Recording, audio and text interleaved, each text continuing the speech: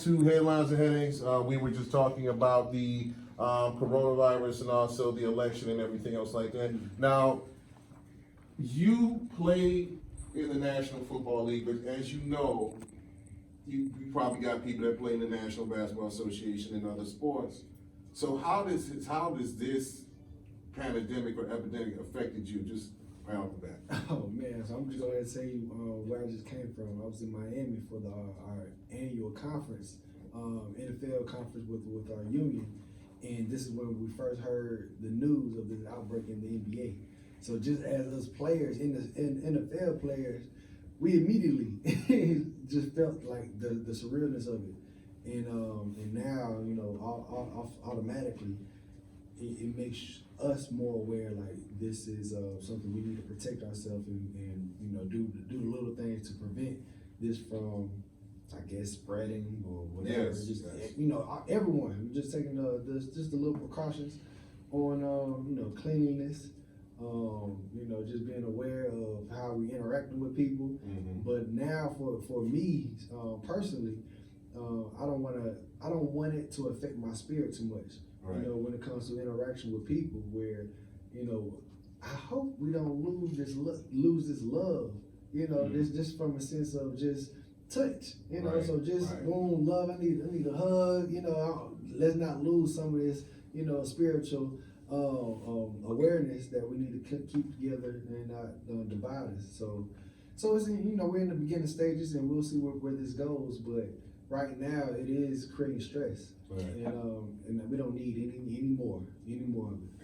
How long did it take y'all, if you know, how long did it take y'all to get protocols in place when it first was realized that this is really beginning to be a problem? How long did it take y'all to get protocols in place as far as safety? Honestly, we working on it now. I feel like just this was 2 days ago, Yeah, 3 days ago, 3 days ago. when this was public knowledge in the NBA at least. Mm-hmm. So protocols, I feel like they're working on it now. And am I on? I'm not sure. Yeah, you are. If I'm on. Okay, so I feel like the protocols is now the way I kind of envision it. It should be mandatory for everyone to get tested. Mm-hmm. So that should be the protocol. If you're playing in any arena, Mm-hmm. sports arena, for sure. So because we don't want this to get in and get out, and that's bad for business. So I know in the NBA they're asking players not to at this time not to practice with each other, but don't get too far Right. from the team because they don't want them to go out there. Let's say go to another country and then bring it back. So in regards to you guys, what are they telling you? Anything like that as far as practicing and being with each other? Yeah, they did send out a mass email just letting us know if you did travel to certain countries, Right. that we have doctors, that we built relationship, I guess, with the CDC or something like that, Mm-hmm. that we can have access to going to. So I guess that's something they have in Mm-hmm. place for us at our leisure. Right. So, tell us the reason. I know we jumped on you on this particular thing. Oh, good. So, what was the reason that you stopped by here for, and what position you play for the coach? I'll play safety for the coach. Oh, you defensive guy. Yeah, defensive guy. Yeah, my Defensive son guy. plays safety. He a little tight, but yeah, but not as hard as you. So, how long you been in the National Football League? This is going on my 6th year now. 6 years. So when this past year, a year with the Colts, and actually I was on injured reserve with them. So I ended up tearing my labrum early in the year. So that was a blessing in a way, because Mm-hmm. now I was able to take a seat and work on things outside of football, and many things, or one thing I would say that I've been working on is my voice. And what I mean by that is more so sharing my testimony. I've been going to schools and now on this path of becoming a motivational speaker. And not only that, I've been doing a lot of writing. I've been, I feel confident enough to say that I am a poet. So I've been doing a lot of spoken words, and just using all type of lanes. And one last lane is I've been really having these financial literacy workshops. So really want to pour into my community back home. I am from Atlanta, Georgia, Riverdale to be exact. But now I'm ready to pour into my community and really educate and uplift my community when it comes to finances and just over understanding of how money works. And the first thing where I'm at right now, where I can kind of speak on, is credit. So that I think this is the great foundational block to building your way up to wealth. And first things first, you got to work on yourself, and yourself is ultimately your score in life, and that is what your credit score. So get that thing right. Here's the thing. Speaking of which, now, Billy, you know that a lot of people have to take off because of the school children because of this. So Isaiah, how can the parents, single moms, single dads, or the parents, how can they work on how do you propose with the downtime they might have because the kids are going to be at home for 3 weeks? Correct. How can they work on their credit and do things of that nature? Working on your credit, you could do secure a credit line. So you could just go online. I honestly, my little sister has, I want to say, she had Down syndrome. So and she's 24 though. So she's at an age where she has access to credit. So my mom never has touched her credit, and I've been working on my sister's credit, building her credit up. So ultimately down the road, we can buy a home together. And she is getting a government check each and every month. So why not, make it beneficial for her and us as a family, and win on that. So, but going back to that question, what can you do right now? oxpublishing.com. That is an online credit line that you can pay. How much did I pay? I think I paid like $225 to get a credit online credit service. I don't want to say credit card, but it's just credit service where Ox Publishing will report to the 3 bureaus for you, and we had a 2,500 credit card limit. So we made our payments on every month, $30 a month for 5 months or something like that. And Ox Publishing reported to, I want to say 2 of the 3 bureaus. You got Experian, TransUnion, and Equifax. And they reported to 2 of the 3 bureaus, letting them know that we was making our payments and just having that secure credit line is one way of building up your credit score. So I did that for her. Oxpublishing.org actually, and Hutton Chase is another one that I recommend as far as getting those secure credit lines. Okay. So Ox Publishing and Hutton Chase, correct? Yes, sir. Okay. So you from Atlanta, Georgia. I know this is a culture shock, especially with this particular weather. What brings you to Cleveland, Ohio? My uncle, man, hooked me up with a speaking engagement where I spoke to some the youth earlier, some kids that's into dance. So yesterday it got canceled, but I was speaking to this nonprofit, some donors. I was supposed to speak to yesterday that was going to donate some funds for the kids to go to this dance program. So I missed that yesterday because of what's going on right now. Right. But today I'm glad I was able to at least have fun with the kids. So I gave them a little pep talk on what it takes to make your dream come true. And the 3 things I spoke on were faith. Faith is the first thing you must have. Anything you want to do in life, if you want to get it done, you have to believe in yourself. So ultimately, it comes down to your faith, because you can't rely on your people, your brother, your mom, your brother, sister. You can't. It's ultimately going to be on you. So faith. Start off with that.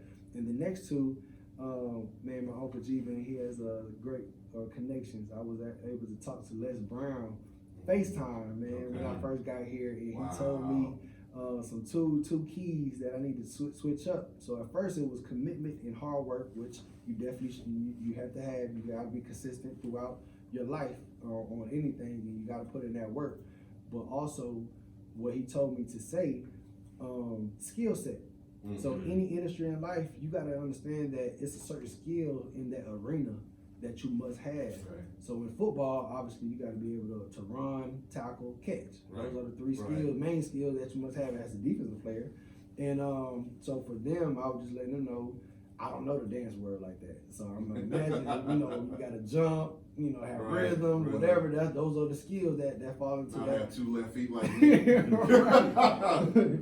So you gotta have those skills. So skill set. The second one, and the last one, man, Les Brown told me to mention is perseverance. So anything in life, you will, there will be a trial. There will be some type of adversity that you must persevere through, and that is when your true self will show itself, and you gotta persevere through it, man. So I gave them my little background and forms of adversity that hit me and challenged me and made me who I am today. That I can gladly and proudly say, man, I'm a dog. Any type of adversity come my way, I know what it takes to keep that mental intact, and we're gonna win. So I like the part where you said about skill set, and then the other where you realizing where you at and that you on a platform and using that. But I want to stick to the first one. How we watch LeBron James operate the basketball on the court and off the court. What part of that do you take out of it to move in that direction, where you not only have the skill set on the field, but then off the field, learning that business inside and out? So maybe at the end of your career, you go into broadcasting or some other within the sport. How are you navigating that? You got to use right now. I'm using my platform to build these connections. Mm-hmm. So now with these connections, I'm big on vibes. Mm-hmm. Who's real and who's not. Mm-hmm. So once I'm able to distinguish who's real, I need those people around me, and Mm-hmm. those people are going to benefit me both, spiritually and worthiness in whatever field down the line when it comes to business. So having those people around you that you can learn from and feed off from is ultimately going to get you to the next level.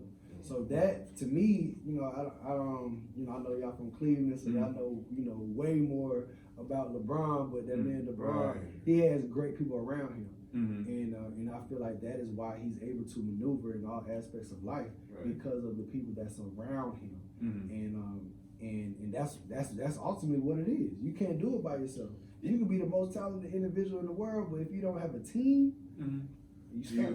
But I talk to young kids too that want to do, they want to rap, they want to do this or that.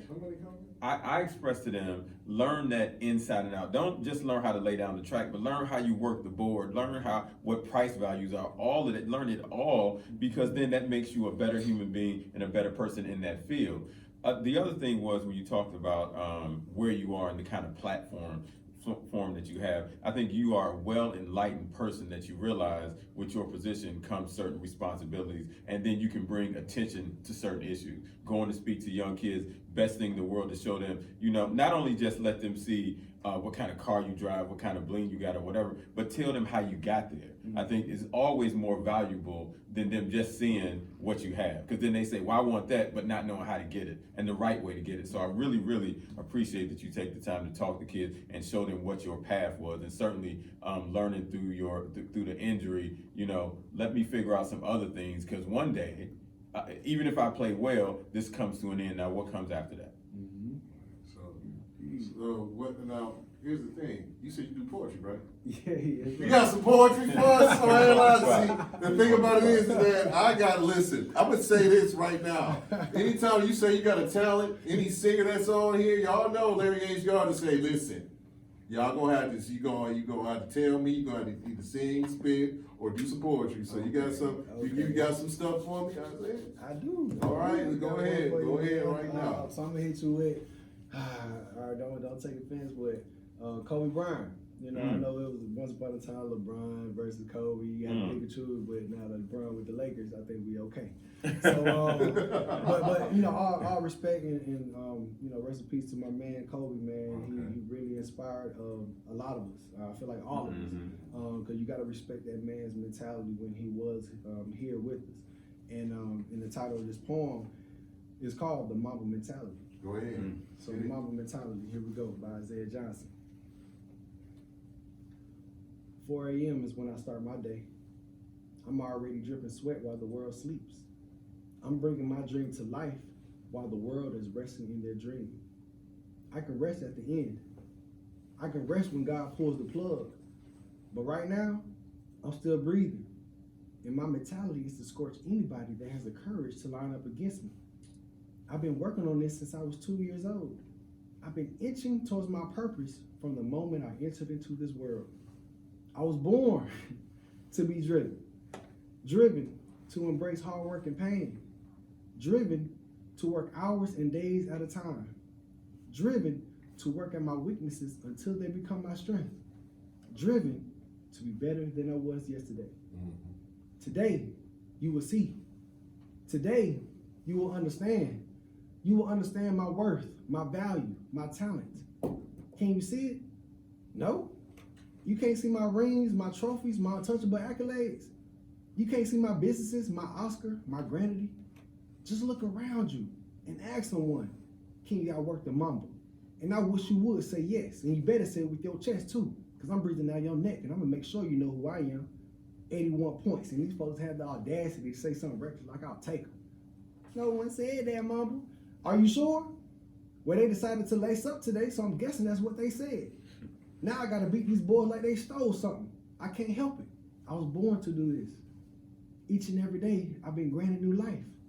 Do I plan to win today or lose today? You daggone right I'ma win. You daggone right I'ma lose too. But when I lose, I'ma smile. Because now I can use this moment to learn and create a teachable moment for myself. You see, this is why that happened. If I go left, take a step back like this, they'll never get to me. All right, bet, let's run it. Run it back, again. Run it back, again, and again, and again. Bro, you good now? Nah, let's do it again. We're gonna be here all night. We're here to win championships. And if that's not your mentality, then I'm gonna be on your head and make you question your profession. Don't come around me with that weak mentality. I'll be damned if you bring me down. Every day we raise the bar. You see? The mama's about that business. The mama's about that action. The mama will attack. You better be aware. And in the words of the mama himself, we don't quit. We don't cower. We don't run. We endure and conquer. Let that sink in. I gotta get back to work. Mamba out. Oh! Oh! Woo! That is the whoa! Shout out to Robert Vineyard, Gregory Stringer, Richard Montgomery, Lydia Pro Burman from Georgia, Valerie Ramos, and Brian David Siggers. Oh, that's super fire. You gotta get a black fist up for that. You get a black fist up for that. Actually, get another one. You get 2 black fist up for that. Because that's fire. So when will we expect this? When will the coach see you? Before we go to break, when will the coach expect to see you back on the field? Hopefully. Man, honestly, tell you the truth, I'm coming down to the end of my road with the coach. So next week we will see where I end up. So I'm planning on, I plan to hit free agency next week.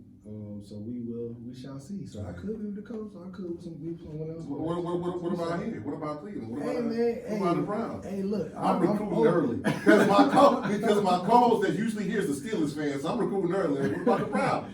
You talked to the new general manager yet? You know? Look, I would say I've Morgan Burnett is one of my closest friends, someone I looked up to. I went to Georgia Tech, and he's always been a guy I looked up to. So I would love to be here just for that man alone, you know. So that's my guy. All right. Jimmy Haslam, the owner of the Cleveland Browns, look out for this young man. All right. So you guys, you want to hear? He dedicated. He hungry. You hungry? Hungry.